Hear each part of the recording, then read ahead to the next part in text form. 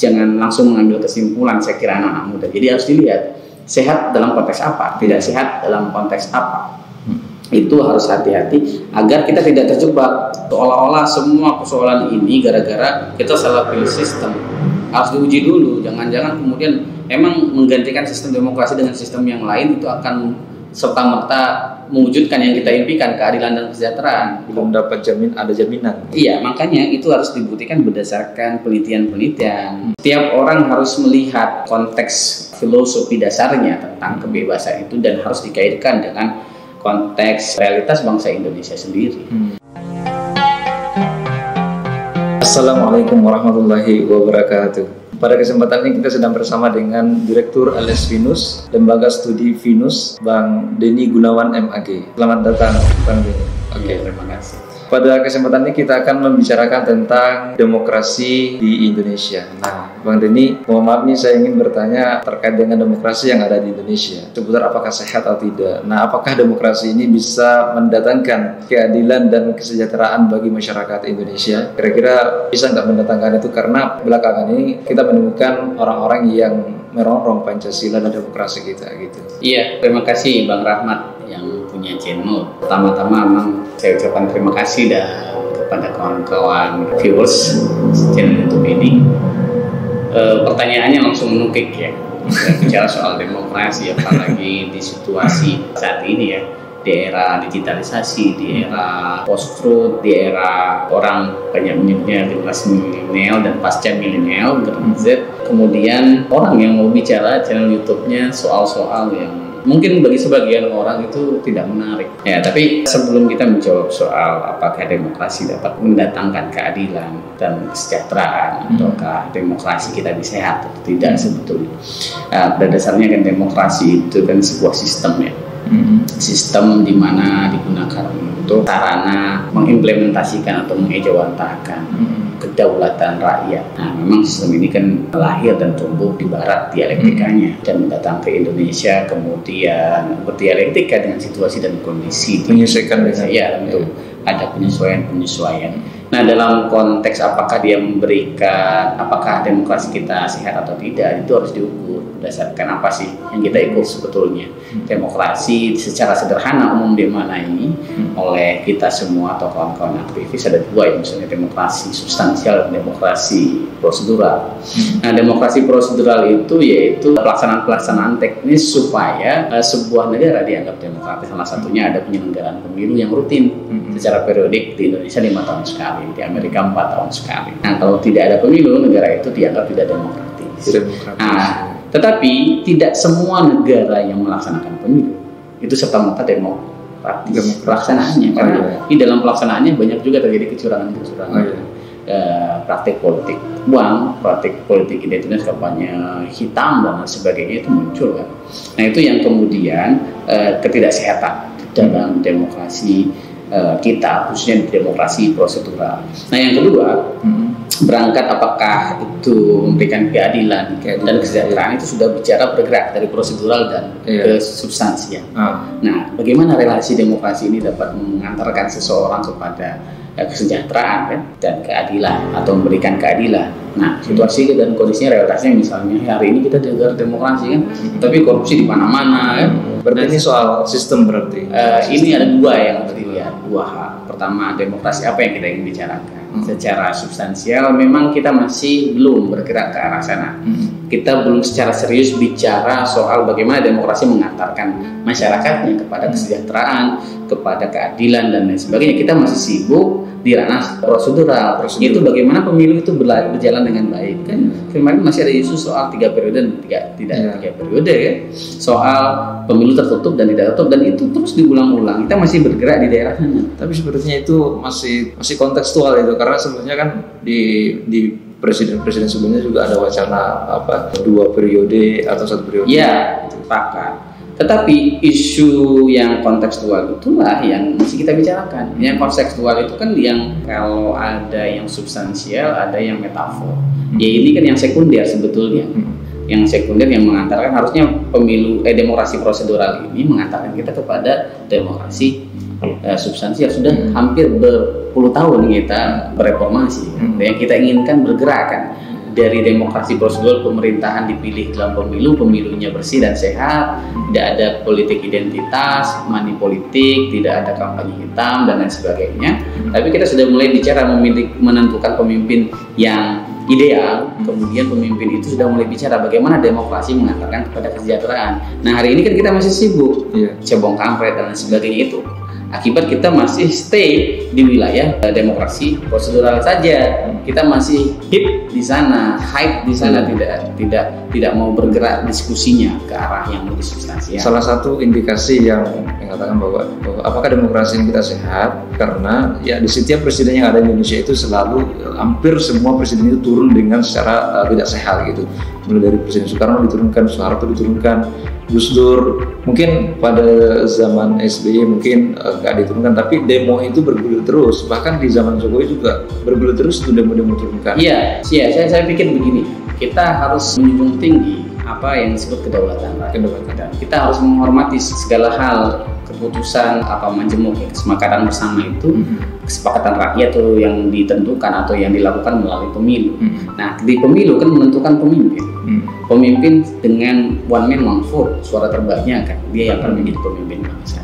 Nah, menurunkan presiden itu kan sudah ada aturannya 5 tahun sekali baru diganti. Makanya yang perlu kita perbaiki adalah kualitas kita juga sebagai pemilih, kualitas SDM kita sebagai pemilih untuk melihat betul-betul, untuk menghindari soal money politik. Jangan karena uang 10.000 kemudian memilih calon atau kandidat yang sebetulnya secara kualitas dan kapasitas tidak mendukung itu. Akhirnya apa? Kita menjadi kecewa, seolah-olah demokrasi keliru, padahal kita tidak menambah literasi kita soal demokrasi untuk memilih pemilih yang berkualitas. Yang kita inginkan pemilih berkualitas. Kalaupun kemudian ada hal-hal yang miss gitu ya, yang tidak terjadi dari janji-janji politik kampanyenya, itu kan bisa kita evaluasi di 5 tahun kemudian untuk tidak memilih dia lagi, kan gitu. Jadi pemilu itu adalah sarana evaluasi juga untuk menentukan apakah dia akan berlanjut memimpin atau tidak. Jadi menurunkan kekuasaan yang besar. Jadi saya kira kita punya penurunan itu karena ada otoritarianisme dan sebagainya. Hari ini kan situasinya kita bergerak ke wilayah yang lebih demokratis. Kalau kita melihat ini konteks pemiluan di Indonesia, apakah itu masih dalam kategori sehat atau tidak karena banyaknya pelanggaran-pelanggaran yang dilakukan oleh masyarakat? Saya kira dari peserta pemilu sendiri itu banyak. Saya kira dalam setiap perhelatan pemilu di seluruh dunia pelanggaran-pelanggaran itu selalu terjadi. Dan kalau ngomong sehat atau tidak sehat, maka sudah ukuran-ukurannya. Dalam konteks Indonesia, secara umum bisa dikatakan baik, sehat. Dalam konteks bahwa dia pertama 5 tahun sekali terus berjalan sejak 2004 itu kan, 2004, 2009, 2014, 2019, dan ini akan 2024. Jadi relatif demokrasi prosedural kita, pemilunya itu sudah berjalan tertib sesuai peraturan konstitusi kita, dan juga sudah ada terbukaan informasi walaupun itu belum sepenuhnya yang kita ideal. Nah itulah yang kita akan kawal terus menerus supaya kekurangan-kekurangan atau pelanggaran-pelanggaran yang kita anggap mengganggu kesehatan demokrasi kita atau mengganggu pemilu kita itu dapat dihindari. Orang boleh pesimis, tetapi kalau pesimis terus kita mencak-mencak gimana? Ada hal-hal yang bisa kita perbaiki secara sedikit. Anak-anak muda ini melalui YouTube ini saya kira itu harus mengkampanyekan nilai-nilai itu, Bang Rahmat. Saya kira itu penting ya. Jadi sehat dan tidak sehat jangan langsung mengambil kesimpulan. Saya kira anak-anak muda. Jadi harus dilihat sehat dalam konteks apa, tidak sehat dalam konteks apa. Itu harus hati-hati agar kita tidak terjebak seolah-olah semua persoalan ini gara-gara kita salah pilih sistem. Harus diuji dulu, jangan-jangan kemudian memang menggantikan sistem demokrasi dengan sistem yang lain itu akan serta-merta mewujudkan yang kita impikan, keadilan dan kesejahteraan. Belum dapat ada jaminan. Iya, makanya itu harus dibuktikan berdasarkan penelitian-penelitian, analisis ilmiah dan logis. Relasinya harus betul-betul tepat sehingga premis-premis yang kita bangun dan argumentasi yang kita gunakan menghasilkan kesimpulan yang absah ya. Karena ada pembuktian-pembuktian, tapi kalau tidak ada pembuktiannya ya kita tidak bisa sama aja kan. Ini saya kira literasi publik soal kepemiluan dan demokrasi perlu dikuatkan khususnya anak muda. Maka channel ini saya pikir luar biasa sebagai channel yang mendidik ya, dan saya kira sangat luar biasa. Nah, menurut pandangan Bang Den ini, apakah hasil reformasi itu berhasil atau tidak dalam sejarah Indonesia? Ya, lagi-lagi saya harus bilang dalam konteks berhasil atau tidak harus ada ukuran standarnya. Oh, tetap kembali kepada kalau kita kan generasi yang tidak ikut ya dalam menjalankan era reformasi. Saya generasi milenial 90-an yang ketika reformasi bergulir masih kira-kira masih kelas 2 dan kelas 3 SD. Tetapi sebagai anak muda, sebagai anak yang lahir dari rahim bangsa, kita memiliki tanggung jawab untuk melihat masa depan dalam perspektif kita tentang Indonesia. Nah, soal reformasi itu kan adalah soal sejarah bangsa kita, di mana dulu orang-orang menganggap bahwa pemerintahan yang berlaku di Indonesia terlalu absolut dan terlalu otoritarianisme dan kebebasan itu tidak ada, yang padahal kebebasan adalah prinsip utama di dalam demokrasi. Nah, karena kekuasaan itu terlalu lama, akhirnya orang-orang juga jenuh kan. Akhirnya diturunkan. Secara sederhana reformasi berhasil menurunkan pemerintahan yang berkuasa terlalu lama, dan itu bertentangan dengan prinsip-prinsip demokrasi, ada otoritarianisme dan sebagainya. Nah, yang diinginkan dalam konteks demokrasi adalah adanya kebebasan. Hari ini kita sudah bebas sebetulnya setelah demokrasi, tidak ada lagi ketakutan-ketakutan untuk berbicara dan lain sebagainya. Tapi apakah kebebasan itu akhirnya menjadi offside sehingga bebas untuk menghidupkan? Ya, itulah yang saya kira adalah perdebatan ya, filsafat politik kita soal kebebasan. Apakah kita akan berbicara soal kebebasan ansih dalam pengertian tidak ada tanggung jawab? Saya pikir dalam konteks Indonesia, demokrasi yang kita bangun, kebebasan itu harus bertanggung jawab. Tiap orang harus melihat konteks filosofi dasarnya tentang kebebasan itu dan harus dikaitkan dengan konteks realitas bangsa Indonesia sendiri. Nah, jadi apa yang kita inginkan sebetulnya dari kebebasan itu yaitu menuju keadilan sosial bagi masyarakat Indonesia dan mewujudkan persatuan. Nah, melalui apa? Kerakyatan yang dipimpin oleh hikmat itu ya kebijaksanaan, pemimpin kita bijaksana, berpengetahuan dan lain sebagainya.